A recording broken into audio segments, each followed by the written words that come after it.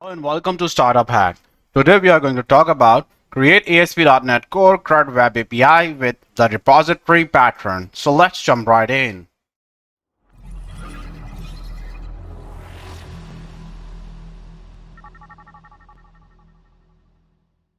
Make sure to check out the link down below because we always provide the code samples that you can pull down and follow along so you can see in our project.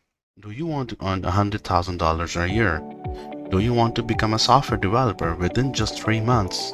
With our amazing course and awesome tutors, you never have to worry about getting stuck.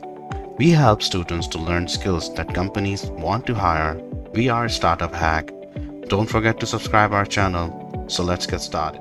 Alright, let's start with creating a model class. Then you have to create a model classes. Model classes will represent the tables inside the database. The model entity class is a class that Entity Framework Core uses for mapping to the database table. So first create a new folder with the name models, then create a student model class inside the model folder. So here's the example of model data class. Now you can see there is one model class called student that will represent the student table inside the student DB database. All the mandatory fields have the attributes required, and if we want to constrain the strings, we can use the string length attribute. Also, EF Core uses a naming convention to create primary key from the student ID property. Okay, now we have to create context class, and it will be a middleware component for the communication with the Azure SQL database. Create a folder called context, and then create a context class called main context. So here's the example. Now you can see our context class additional options are sent to the base DB context class through the application DB context constructor by using DB context options parameter. Also, it has DB set properties that contains the table data from the database. Now we have to add our connection string to the project. For that, we use appsettings.json file and add the DB connection string inside it like this. Appsetting.json file holds a setting that is common to both environments.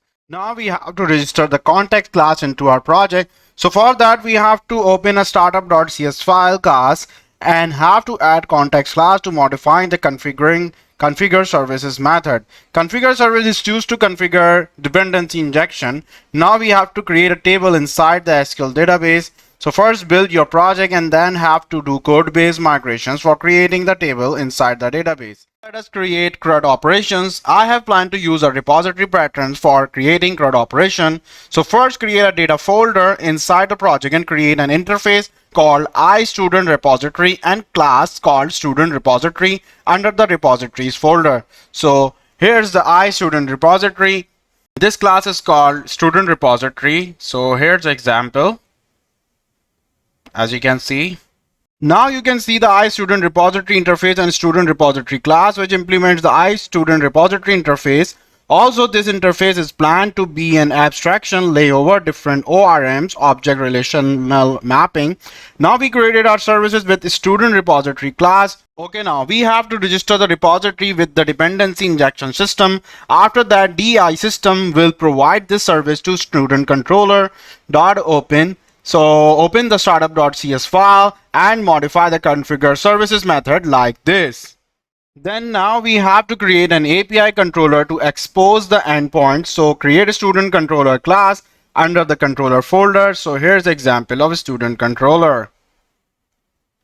As you can see, student controller class with create and read operations, so we can get instance of student repository using constructor dependency injection, and then first get the list of student using get and post endpoint, and then similarly we can define the rest of the endpoint for CRUD operations in this application. So after running this application, we will add our API student over here and add the following JSON to add the data as a post request. When I click send, so the value is added on the database. Now let us check on the database so the value is added or not. For this, we can go towards here and the value are added. Also in the API as well, the values are added. So thank you for watching this video. I hope you learned the CRUD operations from the Web API and also use the SQL database as well to insert, update, delete the record. So don't forget to subscribe our channel and hit the bell icon for latest updates. To joining our course, you can simply go to our website called startuphack.com. Thank you.